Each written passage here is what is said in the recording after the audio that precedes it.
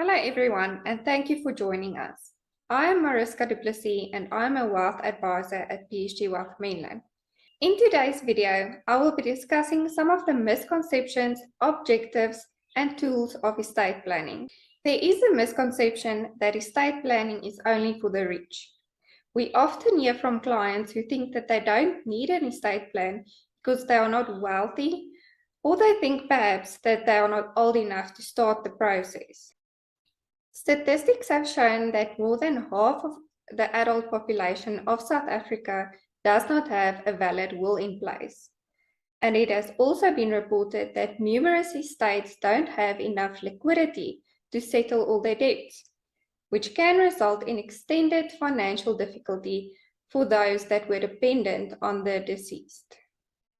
While having a will is extremely important and forms the basis of any estate plan, it is only one component of a comprehensive estate plan. Estate planning touches on many areas and involves not only planning for death, but also planning for during your lifetime. From financial planning, risk planning, matrimonial property regime planning, business planning, and offshore and retirement planning, all of which should form part of any comprehensive estate planning exercise. Without a plan in place, you could leave your loved ones with long-lasting financial uncertainty and legal difficulties.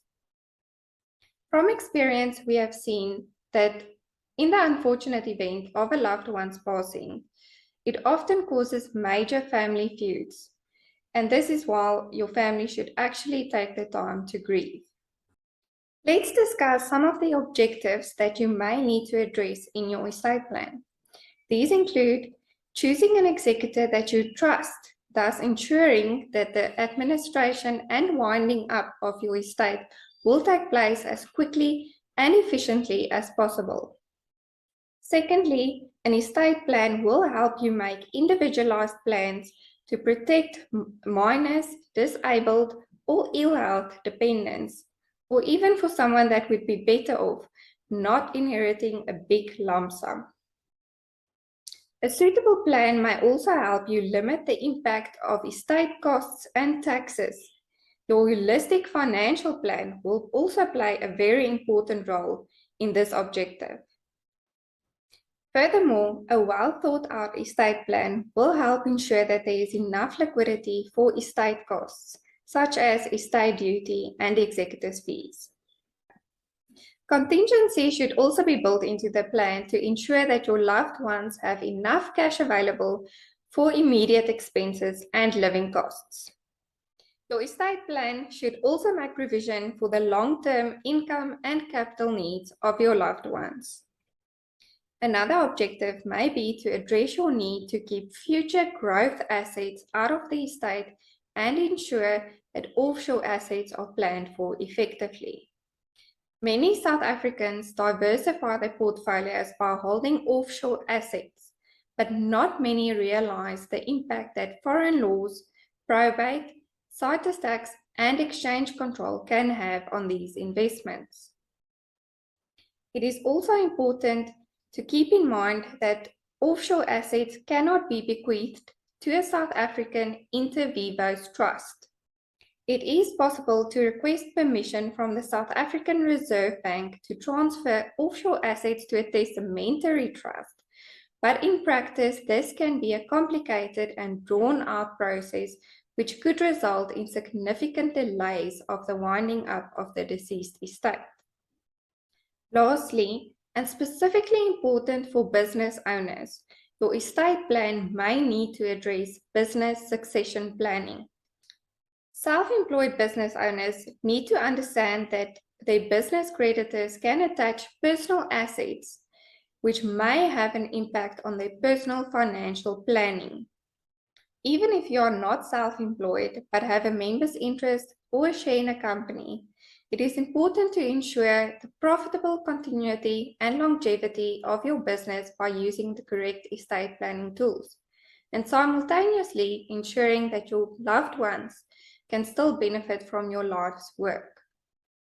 There are various tools that your estate planner can make use of to obtain these objectives.